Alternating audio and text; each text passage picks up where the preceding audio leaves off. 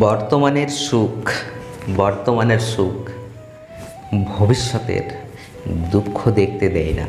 তুমি যদি এখন সুখে থাকো, ফুল এনজয়ে থাকো, তুমি কিন্তু ভবিষ্যতের দুঃখকে আমন্ত্রণ জানাচ্ছ। এটা কিন্তু মাথায় রাখবে।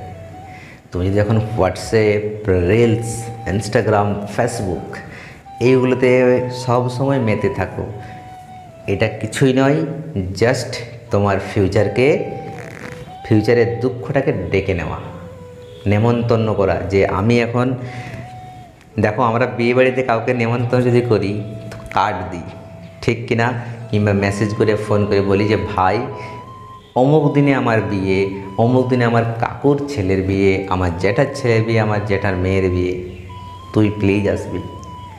এই নেমন্তন্নটা করি, ঠিক কিনা।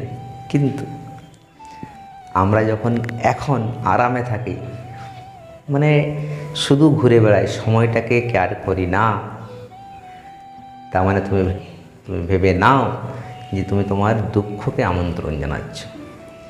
বর্তমানের সুখ ভবিষ্যতের দুঃখ দেখতে দেয় না, ঠিক আছে।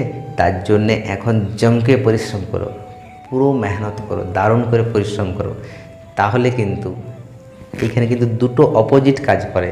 তুমি যদি এখন পরিশ্রম করো, তাহলে ভবিষ্যতে তুমি তোমার সুখকে আমন্ত্রণ জানাচ্ছ।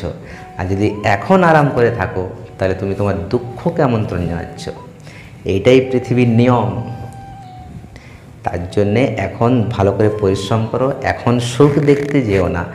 বর্তমানে লেবার হয়ে যাও, লেবারের মতো, দিনমজুরের মতো পরিশ্রম করো ভবিষ্যতে বস হওয়ার জন্য।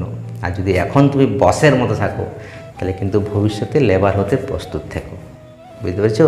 তার জন্য এখন দারুণ করে পরিশ্রম করো। আগের ভিডিওগুলোতে যা যা তোমাদেরকে বলেছি সেই হিসাবে মেনটেন করো, সেই হিসাবে পড়াশোনা করো, দেখবে কত লাইফটা ইজি হয়ে যাবে। এই পৃথিবীতে অনেক লোককে দেখলাম যে তারা বলে এই রকম জীবন থাকার থেকে না থাকা ভালো, কিন্তু তারা তো বোঝে না যে পরিশ্রম করলেই আমাদের জীবনটা সুন্দর হয়ে যাবে। সুতরাং পরিশ্রম করতে হবে, আর সেই পরিশ্রমটা যেন কনসিস্টেন্ট থাকে, প্রতিনিয়ত কন্টিনিউয়াসলি চলতে থাকে, প্রেজেন্ট পারফেক্ট কন্টিনিউয়াসে। তোমরা শিখেছো টেন্স নিশ্চয়ই, তো সেইভাবে চলতে হবে। এখন ভালো করে পরিশ্রম করো, লাগাতার পরিশ্রম করো, দেখবে তোমার সুখ একদিন আসবেই আসবে, ঠিক আছে। এবার এমনও বলছি না যে শুধু পরিশ্রম করো মানে তুমি কোনো কিছুই আর কিছু করো না, সেটাও নয়। লাইফটা খুব ইম্পর্টেন্ট একটা, তাই না। আমি একটা আগের ভিডিওতে বলেছিলাম যে মানুষ জন্মটা সব থেকে lucky, we are the luckiest person, we are the luckiest animals in this world that God has create আস।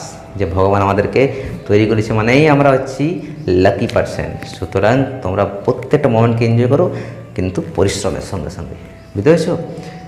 নতুবা কিন্তু তুমি তোমার দুঃখকে আমন্ত্রণ জানাচ্ছ। তুমি চাও যে তোমার দুঃখকে আমন্ত্রণ জানাতে? নিশ্চয় না। চলো, বাই।